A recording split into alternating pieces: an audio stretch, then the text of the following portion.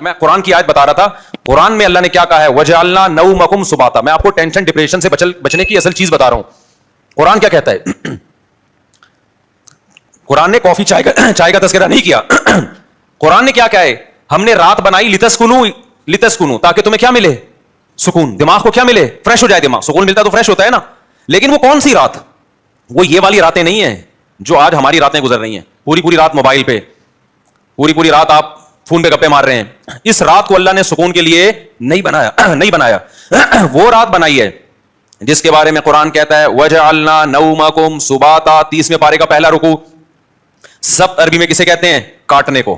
اللہ کہتے ہیں ہم نے تمہاری نیند کو کاٹنے کا ذریعہ بنایا. کینچی ہے یہ نیند. کیا مطلب کاٹنے کا؟ آپ کا جو اس دنیا سے کنیکشن ہے نا, جو تاریں گئی ہیں جہاں سے اس دنیا کے سگنل آپ کے دماغ میں آ رہے ہیں, نیند ان سگنل کو کیا کر دیتی ہے؟ اس تاروں کو کیا کر دیتی ہے؟ کاٹ دیتی ہے. دیکھو ایک آسان مثال سے بات سمجھاتا ہوں. انسان کے جسم کے ہر پارٹ کو آرام چاہیے کہ نہیں چاہیے؟ بولو. آرام کسے کہتے ہیں؟ آپ کی باڈی کا جو پارٹ کسی کام میں مشغول ہو تو کچھ وقت کے لیے اس سے وہ کام چھڑا دیا جائے, اس کو ریسٹ کہتے ہیں. اٹ از کالڈ, بولو نا, ریسٹ. مثال کے طور پر میں بول رہا ہوں, اب میرے گلے کا کام ہے بولنا. بولتے اگر میں کبھی خاموش ہی نہ ہوں تو مجھے گلے کو آرام دینے کے لیے کچھ وقت کے لیے کیا کرنا پڑے گا؟ خاموش رہنا پڑے گا. ایسا ہی ہے نا. تو گلے سے کام تھا بولنا, اس کا ریسٹ کیا ہے؟ اس سے بولنا آپ چھڑوا دیں تو کچھ وقت کے لیے سکون میں آ جائے گا, وہ دوبارہ بولنے کے قابل ہو جائے گا. کان کا کام کیا ہے؟ سننا. ہر وقت سنتے آدمی کہتا ہے بند کر یار اس کو, تھک جاتا ہے نا کان, کہ یار تھوڑی دیر سکون کا ماحول چاہیے, کچھ نہیں سننا ہم نے. ٹانگوں کا کام کیا ہے؟ ابے بولو نا, چلنا. چلتے ایک وقت آتا ہے آپ کہتے ہیں یار بیٹھ جاؤ یار, کچھ دیر ریسٹ کر لو, لیٹ جاؤ, کچھ آرام دے دو. تو ٹانگوں سے چلنا چھڑوا دینا یہ ٹانگوں کا ریسٹ ہے. ایسے ہے یا نہیں ہے؟ جم میں آپ جاتے ہو, وزن اٹھا رہے ہو, 3 سیٹ لگا لیے, 4 سیٹ لگا لیے, اب نہیں اٹھا جا رہا تو آپ کا ٹرینر آپ کو کیا کہے گا؟ بھائی اب بازو کو تھوڑی دیر کیا دے دے؟ ریسٹ دے دے. جو کام میں مشغول تھا اس سے وہ کام چھڑوا دے. اب دیکھو یہ سارے کام جو ہماری باڈی کر رہی ہوتی ہے, ان کو چھوڑنے کا آرڈر دماغ دیتا ہے. دماغ کہتا ہے چلنا بند کر دو, دماغ کہتا ہے سننا بند کر دو, دماغ کہتا ہے بولنا بند کر دو. دماغ کا اپنا کام کیا ہے؟ دماغ کا ریسٹ کیسے ہوگا؟ دماغ کا کام ہے سوچنا. کیا خیال ہے بھائی؟ اگر آپ لوگ سوچ رہے ہو تو سمجھ میں آئے گا کہ دماغ کا کیا کام ہے؟ سوچنا. مجھے آپ بتاؤ دنیا میں کوئی مائی کا لال ایسا پیدا ہوا ہے جو دماغ کو کہہ کے سوچنا بند کر دے؟ دماغ کو آرڈر کون دے گا؟ ہائے ہائے ہائے, آپ چل رہے ہو, ٹانگوں کو کون آرڈر دے گا کہ رک جاؤ؟ اتنا تو میرا خیال ہے جنرل نالج کا سوال ہے, یہ تو کوئی معاشرتی علوم کا سوال نہیں پوچھا میں نے. ٹانگوں کو کون آرڈر دیتا ہے کہ رک جاؤ؟ دماغ آرڈر دیتا ہے, تبھی ہم بریک لگا لیتے ہیں. میں بول رہا ہوں بولتے تھک گیا تو میرے گلے کو کون آرڈر دے گا کہ رک جاؤ؟ دماغ آرڈر دے گا. اس سے پتا چلتا ہے آرڈر دینے والا ہمیشہ اس سے سپیریئر ہوتا ہے. آپ کی باڈی کا جو پارٹ ہے نا, کوئی بھی پارٹ, اس کو آرڈر دے گا بادشاہ. وہ کون ہے؟ وہ دماغ ہے. پھر یہ اس کی بات مانے گا, رک جائے گا, کیونکہ ہمارے ٹانگوں کے پاس سوچنے کے لیے دماغ نہیں ہے. وہ خود نہیں رکیں گی, ان کو آرڈر اوپر سے آئے گا. لیکن دماغ کو آرڈر کون دے گا کہ سوچنا بند کر دے؟ نہیں یہی بات, دماغ آرڈر نہیں دے سکتا. دماغ کے لیے کوئی اوپر کی چیز ہو جو دماغ کو آرڈر دے کے سوچنا بند کر دے. کیونکہ دماغ جب اپنے آپ کو آرڈر دے گا کہ سوچنا بند کر دے تو اس کے لیے دماغ سوچے گا, تو سوچنے کا عمل کم نہیں ہوگا بلکہ سوچنے کا عمل بڑھ جائے گا. ابے کیسے سمجھاؤں, مجھے بتاؤ یار. کامن سینس کی بات کر رہا ہوں یا نہیں کر رہا؟ کافی پی کے آئے ہیں کہ نہیں آئے, مجھے بات بتاؤ. اگر کافی کی عادت نہیں ہے نا, پھر بغیر پیے بھی دماغ فریش ہوگا. اگر عادت پڑ چکی ہے تو ایک ایک کپ آپ کو پلانا پڑے گا, اس کے بغیر کھوپڑی میں بات نہیں آئے گی. یہ نقصان ہے کافی کا. پھر بھی ہم کہتے ہیں پی لو, ہمیں بھی کبھی دماغ کھوپڑی کام نہیں کر رہی ہوتی, 2 چسکے ہم بھی لگا لیتے ہیں. ٹھیک ہے, پیدا تو اسی سوسائٹی میں ہوئے نا, فضائل نہیں بیان کرتے ہم. اچھا خیر, تو اب دماغ کا کام کیا ہے؟ دماغ کو سکون ایسے ملے گا سوچنا چھوڑ دے. اب آپ کیا کرو گے؟ اب آپ بیٹھ گئے, ٹانگوں کو آرڈر دیا رک جاؤ, ٹانگیں رک گئیں. کمر تھک گئی ہے بیٹھے بیٹھے, کمر کو آرڈر دیا بھائی لیٹ جا, لیٹ گئے بھائی. اب دماغ تھک گیا آپ کا, آپ دماغ کو آرڈر دے رہے ہو سوچنا بند کر دے. دماغ کا باپ بھی سوچنا بند نہیں کرے گا بلکہ اور سوچے گا. تبھی تو اوور تھنکنگ کی ایک بیماری ہے نا. لوگ کہتے ہیں ہم جب سونے کے لیے لیٹتے ہیں تو اس وقت تو بالکل ہی نیند اڑ جاتی ہے ہماری. ویسے چلتے پھرتے رہیں گے نیند آئے گی, بیٹھے ہوئے نیند آ رہی ہے, سونے کے لیے لیٹے اور نیند کے علاوہ اب سب کچھ آنا شروع, کیونکہ دماغ اب نیند کے بارے میں سوچنا شروع کر دیتا ہے کہ سو تو نہیں سویا, صبح دیر ہو جائے گی, دماغ خراب ہوگا, یہ ہوگا. اس سے نیند آنے کے بجائے کیا ہوتی ہے؟ اس ٹینشن سے نیند اور اڑتی ہے. سمجھ میں آ رہی ہے بات؟ تو اس کا حل اللہ نے کیا رکھا ہے؟ اللہ نے کہا یہ تمہارے بس میں نہیں ہے کہ تم سو جاؤ, کیونکہ تمہارے پاس جو سب سے پاورفل پارٹ ہے نا وہ دماغ ہے. اس دماغ کے کنٹرول میں میں نے تمہارے سارے پارٹ دے دیے ہیں. دماغ کس کے کنٹرول میں ہے؟ وہ میرے کنٹرول میں ہے. وہ کسی کا باپ بھی نہیں سلا سکتا جب تک میں نہیں چاہوں گا. لہذا تم نے کیا کرنا ہے؟ سونے کے اسباب اختیار کرنے ہیں. سونا تمہارے بس میں نہیں ہے. اسباب کے بتی بجھا دی, لیٹ گئے, سکون کا ماحول ہو گیا, پنکھا چلا دیا, یا نیند کی گولی کھا لی, بہت زیادہ ہو گیا تو یہی ہوگا نا. تو اس سے نیند کی گولی بھی آپ کو یاد رکھو سلاتی نہیں ہے. وہ کیا کرتی ہے؟ آپ کے جو پٹھے ہیں ان کو ریلیکس کر دے گی, خیالات کو مجتمع کر دے گی. نیند ڈاکٹر کہتے ہیں کہ نیند خود سے آتی ہے انسان کو, کوئی دوا نہیں لاتی نیند. دوا یہی ہے کہ وہ اسباب پیدا کر دیتی ہے, اس کے سکون کے اسباب پیدا کر دیتی ہے. لیکن دوا ڈائریکٹ نیند لانے والی اب تک کوئی دوا میری معلومات کے مطابق ایجاد نہیں ہوئی, جو ڈاکٹر کہتے ہیں. تو اب کیا ہوتا ہے؟ اب اللہ تعالیٰ بیچ میں آتے ہیں. اللہ تعالیٰ کہتے ہیں وَجَعَلْنَا نَوْمَكُمْ سُبَاتًا, تم اسباب اختیار کرتے ہو, لیٹ جاتے ہو. ہم کیا کرتے ہیں؟ تمہاری نیند ایک کینچی لے کر آتے ہیں ہم. کیونکہ ہم جو سوچنا بند نہیں کر رہے نا, وجہ اس کی کہ ہمارے دماغ کا اس دنیا سے کنیکشن ہے. یہ کنیکشن جب تک ختم نہیں ہوگا اس وقت تک آپ سوچنا بند نہیں کر سکتے. آپ جب سونے کے لیے لیٹے, دن بھر کے خیالات ہیں, ابے یہ آیا تھا, یہ ہوا تھا, دوسری شادی, تیسری شادی, میرے بیان کسی نے سنے ہو, ٹھیک ہے نا, شادی نہیں ہو رہی یا ہو گئی ہے تو مصیبت. میرے جس نے بھی بیان سنے ٹینشن میں, وہ بھی ٹینشن میں جس کی نہیں ہو رہی, اور جس کی ہو گئی ہے وہ اس سے بڑی ٹینشن میں کہ یار یہ میں کیا کر بیٹھا ہوں. تو ٹینشنوں میں اور یہ اور وغیرہ وغیرہ 20 قسم کے آپ نکالتے چلے جاؤ دماغ سے. نہیں, اللہ کہتے ہیں میں, میری قدرت کام کرتی ہے.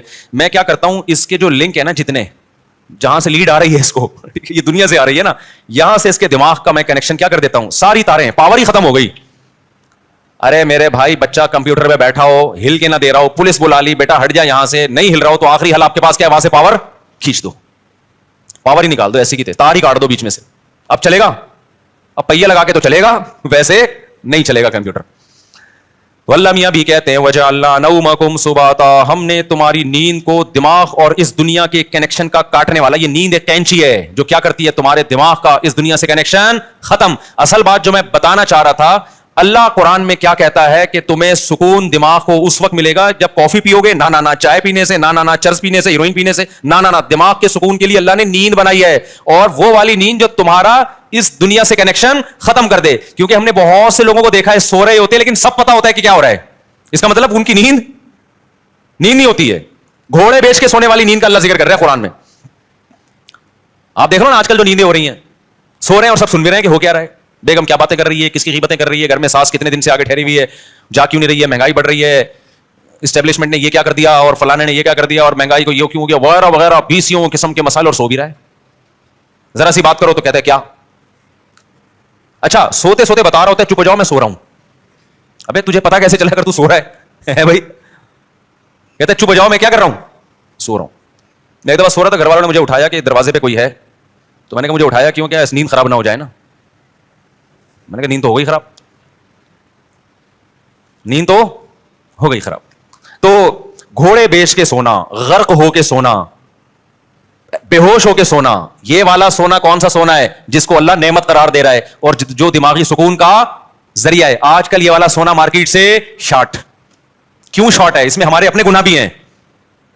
اب یہ میرا ٹاپک نہیں ہے لیکن غصے پر کچھ 2 ہفتے سے بیان چل رہا تھا نا, تو اس کو بھی لگا دیتا ہوں اسی کے ساتھ. میں نے بتایا تھا نا آج کل جو ہر آدمی توے پہ بیٹھا ہوتا ہے نا غصے میں, اس کی ایک بہت بڑی وجہ کیا ہے, نیند پوری نہ ہونا. لوگ کہتے ہیں ہم تو 7-7 گھنٹے سو رہے ہیں. بھائی آپ سو تھوڑی رہے ہیں, 7-7 گھنٹے آپ سونے کی کوشش میں لگے ہوئے ہیں.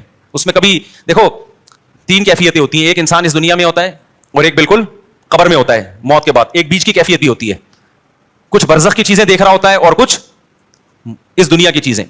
قرآن سے پتہ چلتا ہے یہ ایک بیچ کی کیفیت ہوتی ہے جس میں کچھ یہاں کچھ وہاں. بالکل نیند میں بھی ایسا ہی ہے, اللہ نے نیند کو موت سے تشبیہ دی ہے.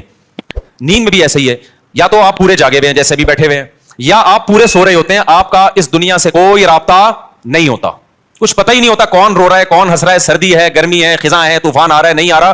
اور ایک بیچ کی کیفیت ہوتی ہے جس میں آدھے خواب بھی دیکھ رہے ہیں اور آدھے جاگ بھی رہے ہیں.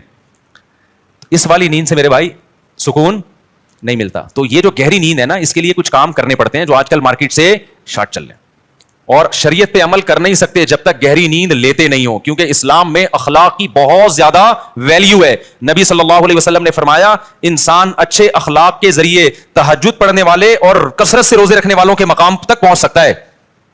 یعنی اس کی زندگی میں تہجد بھی نہیں ہے اور روزے بھی نہیں ہے, لیکن اخلاق کا اتنا اچھا ہے, تو اللہ اس کو کس کے ساتھ حشر کریں گے, تہجد گزاروں کے ساتھ. اور حدیث میں آتا ہے کہ ایک تہجد گزار اور کثرت سے روزے رکھنے والا برے اخلاق کے ذریعے جہنم کا ایندھن بن سکتا ہے. حدیث کا مفہوم ہے.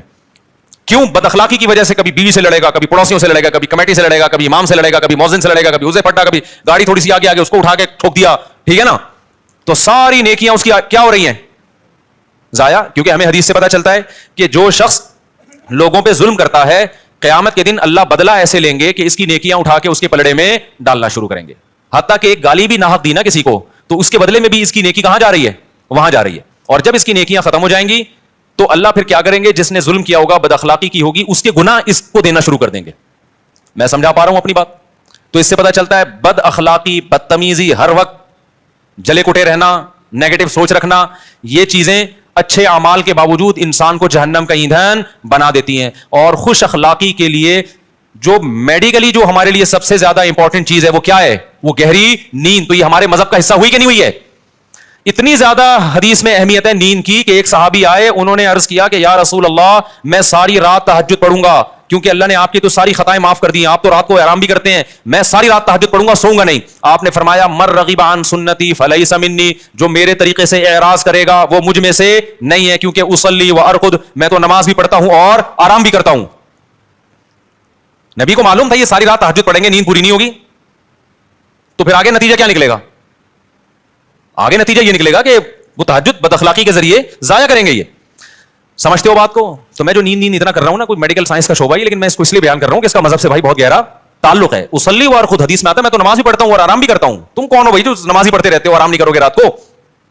اور ہمارے نبی صلی اللہ علیہ وسلم کی نیند گہری تھی, اتنی گہری تھی کہ آپ صلی اللہ علیہ وسلم کے ہلکے سے خراٹے کی آواز بھی آتی تھی. جب انسان بہت تھک کے سوتا ہے اور گہری نیند سوتا ہے تو جن کو خراٹوں کی بیماری نہیں بھی ہے ان کے ہلکا ہلکا تیز سانس کی آواز آتی ہے. تو ہمارے نبی صلی اللہ علیہ وسلم جب سوتے تھے, آرام کرتے تھے, تو آپ سے معمولی خراٹوں کی آواز آیا کرتی تھی. اس کی علامت تھی کہ آپ صلی اللہ علیہ وسلم کی نیند ہلکی نہیں تھی بلکہ گہری نیند تھی. سمجھتا نہیں ہے نا بات کو؟ اب گہری نیند کے لیے پھر وہ ٹپس ہیں, وہ پھر وہ ڈاکٹروں سے پوچھیں. آپ اس ڈاکٹر سے پوچھیں خود سو رہا ہو ٹائم پہ, کیونکہ ڈاکٹر خود 3-4 بجے کلینک بند کر کے آ رہے ہوتے ہیں. سمجھ رہے ہو نا؟ تو لیکن اس میں چند چیزیں, ورزش کرے انسان, یہ چائے کافی وافی ان چیزوں سے اپنے آپ کو اس عذاب سے جان چھڑائے. بہت ہی کچھ شوق ہے تو چائے پی لو, وہ بھی دن میں 2 کپ بہت زیادہ ہے, لیکن ثواب سمجھ کے وہ بھی نہ کرو. اور رات کو انسان جلدی سے, رات کو موبائل بند کر کے رکھ دے لاکر میں. موبائل جو ہے نا یہ رات کو دیکھو ہی نہیں, یہ بہت بڑی تباہی ہے. سو جاؤ رات کو, صبح 2 بجے 3 بجے اڑ جاؤ, اس کے بعد نماز پڑھو, تلاوت کرو, اللہ سے دعا مانگو, پھر موبائل دیکھ لو بیٹھ کے. بھائی کوئی مفید چیز اگر آپ نے دیکھنی ہے, کوئی جنرل نالج کی چیز دیکھنی ہے, کسی کا ولاگ دیکھنا ہے کہ میں بیت الخلا میں بیٹھا ہوا ہوں کیسا لگ رہا ہوں, ٹھیک ہے نا, اس طرح بھی ولاگ بھی ایسے آ رہے ہیں کہ بس جو اٹرم پٹرم اٹھا کے ڈال دو. بس میں جا رہا ہوں, میں نانی کے جا رہا ہوں, میں خالہ کے جا رہا ہوں, میں پپو کے جا رہا ہوں. تو جا رہا ہے بھائی, تو ساری دنیا جاتی ہے, تو پہلی دفعہ تھوڑی جا رہا ہے. چلو کوئی دوسرے ملک میں جا کے ولاگ بنا رہا ہے, آپ نے وہ ملک دیکھا نہیں ہے, تو آپ کا یار بغیر ٹکٹ ویزے کے کنٹری دیکھنے کو مل رہا ہے, پھر بھی سمجھ میں آتا ہے. لیکن ایسے ایسے ولاگرز آ رہے ہیں, ان پہ تو مجھے تعجب اس لیے نہیں ہوتا کہ ان کو پیسہ مل رہا ہے نا, تعجب تو آپ پہ ہوتا ہے کہ یار آپ کے پاس اتنا ٹائم کہاں سے آ گیا. اور یہ بھی ایک بڑی بےغیرتی کی بات ہے, جس کا ولاگنگ کا چینل نہیں چل رہا نا, اپنی خوبصورت بیوی کو ادھورے لباس میں وہ لے آتا ہے. یار دیکھو, غیرت پہلے ہے, پیسہ بولو بعد میں. میں نہیں کہہ رہا کہ جو بھی عورت کو لے کر آ رہا ہے وہ گندی سوچ کا ہے, بری سوچ کا ہے, میں کسی پہ الزام نہیں لگا رہا, لیکن آپ کی بیوی اٹریکٹیو ہے, خوبصورت ہے, جوان ہے, اور ادھورے کپڑے میں آپ اس کو لا رہے ہیں, تو اس میں تو میرا خیال ہے کوئی 2 رائے نہیں ہو سکتی کہ آپ کی نیت کیا ہے. یہ ایسے لوگ ہیں, اگر یہ بیگم کو نکال دیں تو ان کے چینل دھڑام سے نیچے. اور یہ ٹھرکی عوام, انٹرنیٹ پر اتنا فحش مواد پڑا ہوا ہے, اس کو دیکھنے کے بجائے کہیں بھی ان کو کوئی چاہیے کہ اپنی بیگم کے ساتھ آ رہا ہو. بھائی وہ جو مواد ٹھرکیوں کے لیے رکھا ہے وہ بھی غلط ہے, لیکن جب اتنا ہے تو پھر چل کیسے رہے ہیں یہ ٹھرکی چیزیں. اس سے پتہ چلتا ہے کہ قوم کی ٹھرک اتنے عروج پہ پہنچی ہوئی ہے کہ سب کچھ دیکھنے کے بعد بھی جب ان کو پتہ چلتا ہے فلاں کی بیوی آئی ہوئی ہے, دیکھو اس کو لازمی, یہ ٹھرک کی سپرلیٹو ڈگری ہے. بھائی مسئلہ یہ ہے نا کہ نہیں چل رہا تو اپنی بیگم, خوبصورت سی بیگم ادھورے کپڑوں میں لے آئی, تو سوال پیدا ہوتا ہے بھائی جس نے ادھورے کپڑوں میں عورت دیکھنی ہے وہ فلمیں دیکھ لے گا جا کے, وہ ناچ گانے والی عورتیں دیکھ لے گا, تو وہ آپ کی بیگم کو کیوں دیکھے گا؟ لیکن نہیں, وہ بھی دیکھے گا. تو یہ ٹھرک, آپ یو کے سے آئے, آپ کو یہاں کا اندازہ بھی نہیں ہے. یہ لندن چھوڑ کے پاکستان آ گئے, بہت اچھا ملک ہے, یقیناً بہت اچھا ملک ہے بھائی. ان لوگوں سے ہم پھر بھی بہت اچھے ہیں, ان میں یہ چھچور پنا اس لیے نہیں ہے کہ وہ اس سے بڑی چیزوں کے عادی ہو چکے ہیں. ہمارے یہاں کے نائٹ کلب ولب نہیں ہے, تو یہ بیچارے کسی کی بیوی ادھورے کپڑوں میں دیکھ کے تھوڑا سا کیا ہو جاتے ہیں, خوش ہو جاتے ہیں. ان سے آپ کمپیئر نہیں کر سکتے, کیونکہ یہ نا بہت سے لوگ کہتے ہیں پاکستان میں فحش فلمیں سب سے زیادہ دیکھی جاتی ہیں. غلط ہے, نہیں دیکھنا چاہیے, لیکن اس کا یہ مطلب نہیں کہ وہ ہم سے اچھے ہیں. بناتے کون ہیں یہ فلمیں؟ وہ لوگ بناتے ہیں, تو بنانے والا زیادہ برا ہے. سمجھ رہے ہو, جس میں جو بالکل ہی حیا لیس ہو جائے گا وہ بنائے گا. پاکستانی کم از کم اس سے تو کم ٹھرکی ہے نا, بنا تو نہیں رہا اتنی, پھر بھی دیکھنا چھوڑ دو. ایسا نہ ہو کہ آپ بولے کہ چلو دیکھنے کی وہ پرمیشن, دیکھنا بھی غلط ہے, لیکن اس سے آپ جو دوسری قوموں سے کمپیئر کرتے ہیں نا پاکستانی کو کہ یہ بڑے ٹھرکی ہیں, ایسا بالکل بھی نہیں ہے. ان لوگوں سے وہ ٹھرک کی بہت اوپر لیول پہ پہنچے ہوئے ہیں, وہ یہ بد نظری جیسی چھچور پنے کو ٹائم ویسٹنگ سمجھتے ہیں, ٹھیک ہے نا. یہ پاکستان کے غریبوں کے کام ہے یہ کام. خیر, تو جلدی سے میں بات کو سمیٹوں, کہاں سے کہاں چلی گئی. تو میں یہ کہہ رہا تھا یہ تھوڑا سا کنٹرول کر لیں سونے وونے کو, تاکہ اوپر کی سیٹنگ کیا ہو جائے, سیٹ ہو جائے, اور یہ طلاقیں بھی کم ہو ہماری سوسائٹی میں, اور یہ مار دھاڑ کے واقعات بھی کم ہو, اور یہ جو یونیورسٹیوں میں ڈرگس چل رہا ہے, چرس, آئس, یہ سب چیزیں سکون کے لیے لے رہے ہیں لوگ, لیکن اس سے سکون آنے کے بجائے تباہ اور برباد ہو رہا ہے. دیکھو مذہب خدا کی قسم بہت بڑی نعمت ہے. مذہب آپ کے پاس آپشن چھوڑ دیتا ہے سوچنے کا. شرابی شراب کیوں پیتا ہے, وہ کہتے ہیں اس میں کیا خرابی ہے, وہ بحث کرے گا. کچھ لوگ بتائیں گے کہ یہ فائدہ مند چیز ہے, کچھ کہیں گے نقصان دہ چیز ہے, تو وہ اپنی دماغ استعمال کر کے پلس مائنس کر کے ایک فیصلہ کر کے کچھ چھوڑ دیں گے, کچھ پینا شروع کر دیں گے. جو پینا شروع کرتے ہیں سوسائٹی کو کتنا نقصان ہوتا ہے. مذہبی آدمی کے پاس یہ آپشن ہے ہی نہیں, اس کے پاس 2 اور 2 4 کی طرح ہے کہ انما الخمر والمیسر والانصاب والازلام, اے ایمان والو شراب اور جوا کیا ہے, حرام ہے. بس جب حرام ہو گئی تو اب ہمارے پاس آپشن ہی نہیں ہے نا سوچنے کا کہ یہ صحیح ہے کہ غلط ہے. بس غلط ہے, جب اللہ نے کیا دیا غلط ہے تو کیا ہے, غلط ہے یہ. اب دیکھو جو لبرل طبقہ ہے ان میں پردہ ختم ہوتا جا رہا ہے. اپنی بیویوں کو دوسرے کی بیویوں سے, دوسرے دوستوں سے ملانا, دوست کی بیوی آپ کی بیوی سے, آپ کی بیوی اس کے دوست سے, کزنیں آپس میں مل رہی ہیں, اکٹھے ڈانس بھی کر رہے ہیں. وجہ کیا ہے کہ وہ یہ بحث کرتے ہیں کہ اس میں غلط کیا ہے. بھائی اگر کزن نے کزن کے سامنے ڈانس کر لیا, بہنوں کی طرح ہی ہے نا ہم لوگ, کوئی ہماری نظریں خراب تھوڑی ہیں. اس سے آہستہ آہستہ سوسائٹی کس کی طرف جا رہی ہے, تباہی کی طرف. زنا کے واقعات, گھروں سے بھاگنے کے واقعات, ماں باپ کے ساتھ بدتمیزی, جس لڑکی میں حیا نکل گئی ابا اما کے ساتھ تمیز سے بات اب وہ کبھی بھی نہیں کر سکتی. لیکن مذہبی لوگوں کے پاس اللہ کی کتنی بڑی رحمت کہ ان کے پاس یہ سوچنے کا آپشن بولو نہیں. کیوں آپشن, بھائی بیوی کو آپ نے دوست سے پردہ کرانا ہے, ختم. یہ کس کا حکم ہے, ہم تھوڑی کہہ رہے ہیں دوست کی نظریں خراب ہیں, ہو سکتا ہے اس کی نظر آپ سے زیادہ اچھی ہو, وہ نہ بری نظر سے دیکھے, لیکن یہ آپشن ہمارے پاس اللہ میاں نے کیا کر دیا ہے, بھائی جوان بیوی ہے تو آپ کو اپنے دوست سے اس سے پردہ بولو کرانا ہے, ختم. میرے سارے گھر والے میرے بھائیوں سے پردہ کرتے ہیں الحمدللہ, ہماری بھابھی ہم سے پردہ کرتی ہیں, ہم سب جوائنٹ فیملی میں اکٹھے رہے ہیں.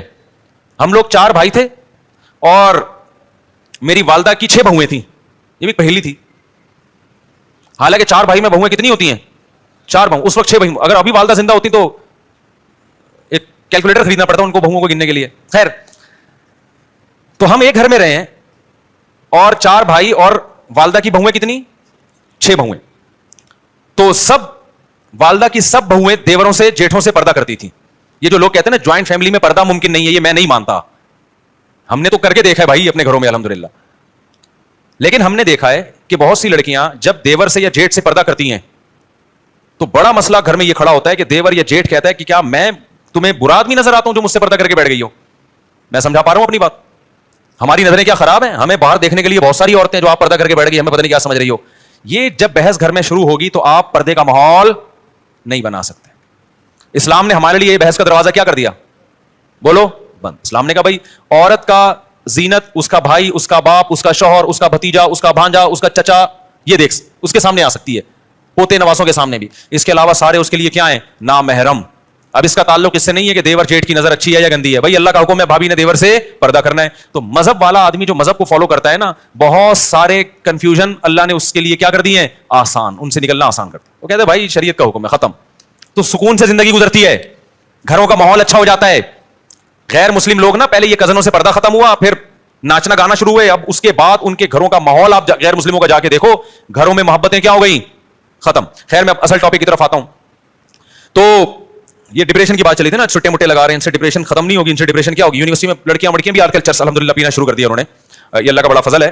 یعنی یہ طنز میں کہہ رہا ہوں میں کہ کیونکہ ہماری یونیورسٹیاں, ہمارے لبرل لوگ دینی مدرسوں پہ اعتراض کرتے ہیں کہ بچوں کو بگاڑتے ہیں یہ. اور جب ہم یونیورسٹیاں گئے تو وہاں ہم نے جب دیکھا کہ یہ سب کچھ چل رہا ہے تو پتہ چلا کہ تمہارا بگاڑ اور ہمارے بگاڑ میں بھائی زمین آسمان کا فرق.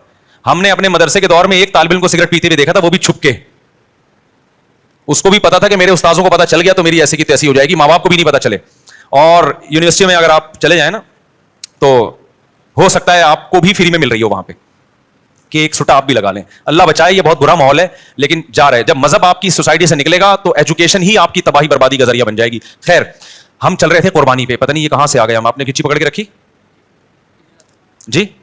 میں تو چاہ رہا تھا کہ قربانی پہ آؤں نا, میں آ رہا ہوں قربانی پر. تو میں اصل بات آپ سے بتانا چاہ رہا تھا میرے بھائی, اللہ میاں نے جو ہمیں پیدا کیا ہے وہ کس کام کے لیے, اپنی عبادت کے لیے. اللہ کیا چاہتے ہیں, کس کے غلام بن کے رہو, اللہ کے. ہاں میں یہ کہہ رہا تھا اگر آپ اللہ کی غلامی نہیں کریں گے تو کلچر کے غلام بننا پڑے گا, خاندان کا غلام بننا پڑے گا, بڑی بڑی عالمی طاقتوں کا غلام بننا پڑے گا آپ کو. تو آزاد دنیا میں کوئی بھی نہیں ہے. آزادی کا لیبل لگا کے آزادی کی باتیں کی جاتی ہیں, حقیقت میں آپ کو ایک طبقے سے نکال کے دوسرے طبقے کا غلام بنایا جاتا ہے. جیسے آج کل کے مذہبی اسکالر تقلید کے بڑے خلاف ہیں کہ ان مجتہدین کی تقلید مت کرو. تو لیبل بڑا اچھا ہے کہ ہم تقلید نہیں کرتے, لیکن اصل میں مجتہدین کی تقلید سے ہٹا کے آج 15ویں صدی کے اسکالرز کا مقلد بنایا جا رہا ہوتا ہے. تو لیبل سب لوگ اچھے اچھے لگاتے ہیں, اس کے پیچھے بڑا مسئلہ ہوتا ہے. وہ لگا رہے ہوتے ہیں اپنا فالوور بنا رہے ہوتے ہیں آپ کو کہ ہم جو قرآن و حدیث کی تشریح کریں نا وہ پہنانا آسان ہو جائے. ہم قرآن و سنت کے نام پہ جو بھی پہنا دیں یہ پہن لے. تو جب تک یہ ابو حنیفہ سے نہیں ہٹے گا ہمارا پہناوا پہنے گا نہیں. یہ سمجھ میں آ رہی ہے بات؟ تو لیبل میرے بھائی سب کے پاس کیا ہیں, بڑے بڑے خاندانی قسم کے لیبل ہیں. تو پھر دیکھو کچھ بھی پہنا دیتے ہیں قرآن و سنت کے نام پہ, اور لوگوں کے پاس علم نہیں ہوتا تو وہ پہن کے گھوم رہے ہوتے ہیں. الحمد. تو اب جو بات چل رہی تھی وہ یہ چل رہی تھی کہ اللہ میاں چاہتے ہیں کہ اس کے غلام بن کے رہو. وہ میں خاتون کا واقعہ بتا رہا تھا نا کہ خلا لے لیا, کورٹ نے فوراً کھڑاک سے خلا پکڑا دیا, بچے باپ سے محروم. اب جب بچیاں جوان ہوئی ہیں تو اب وہ در بدر کی ٹھوکریں کھا رہی ہیں. زندگی کس کی تباہ ہوئی ہے اس خلا کے نتیجے میں؟ مرد کی نہیں, عورت کی تباہ ہوئی ہے. مرد کی صحت پہ کوئی زیادہ فرق نہیں پڑتا. تو اللہ میاں کا جو قانون ہے نا وہ عورت کے فائدے میں ہے. عورت جذباتی ہوتی ہے, وہ تھوڑے سے غم برداشت نہیں ہوتے, طلاقیں لے کے ادھر ادھر جانا. اگر وہ وفا کر لیتی, کچھ مرد کی کڑوی کسیلی برداشت کر لے, تو عیاشی کس نے کرنی ہے؟ پھر اس عورت نہیں کرنی ہے. لیکن یہ کہ ہمارے یہاں نہیں سپورٹ کیا جاتا, بس عورت کے حقوق, عورت کے حقوق, اس کا جو تباہی ہوتی ہے نظر آ رہی ہے سامنے. تو اللہ میاں کیا چاہتے ہیں میرے بھائی؟ الحمد سے لے کے والناس تک پتہ چلتا ہے کہ کس کے غلام بن کے رہو؟ بولو اللہ کے. اب اسلام چاہتا ہے کہ آپ اللہ کی غلامی کریں, تو اللہ کہتے ہیں غلامی کا زبانی دعویٰ قبول نہیں ہے, پریکٹیکل کر کے دکھاؤ, پریکٹیکلی یہ شو کرو کہ میں کس کا غلام ہوں. بولو اللہ کا. اب اس کے لیے اللہ نے 2 طرح کے حکام دیے ہمیں. ایک احکام تو وہ ہیں جن کی کوئی لاجک بنتی ہے, جن کو ساری دنیا کہتی ہے ویل ڈن, بہت اچھا کام مسلمان کرتے ہیں. مثال کے طور پر مسلمان زکات دیتے ہیں, اس سے غریبوں کو فائدہ ہوتا ہے. ساری دنیا کیا کہتی ہے؟ اسلام کا یہ برا حکم ہے یا اچھا حکم ہے؟ بولو نا, اچھا حکم ہے بھائی. مالداروں کی زکات نکلتی ہے, جاتی کہاں ہے؟ غریبوں کے پاس. ہم زکات دیتے ہیں کس کو خوش کرنے کے لیے؟ اللہ کو خوش کرنے کے لیے. اللہ میاں نے ہمیں حکم دیا صدقہ فطر کا, عید سے پہلے صدقہ فطر نکالو. دنیا میں کسی غیر مسلم کو اس پہ کوئی اعتراض ہے؟ بولو نا, کوئی اعتراض نہیں ہے. دینا پڑے گا ہمیں, غریبوں کو فائدہ ہوتا ہے. ہم اللہ کی غلامی بھی شو کر رہے ہوتے ہیں کہ اللہ کے آرڈر پہ ہم دے رہے ہیں. تبھی تو ہندو تھوڑی دیتے ہیں عید الفطر میں, عیسائی دیتے ہیں عید الفطر میں, مسلمان دیتے ہیں. یہ شو کرنے کے لیے کہ ہم کس کے بندے ہیں؟ اللہ کے. اللہ نے ہمیں حکم دیا کہ عید کی خوشیوں میں غریبوں کو شریک کرنے کے لیے کیا دو؟ صدقہ فطر. اور اللہ نے کہا جس کے جتنے زیادہ بچے ہیں وہ اتنا زیادہ صدقہ فطر دے. حیرت کی بات ہے یار.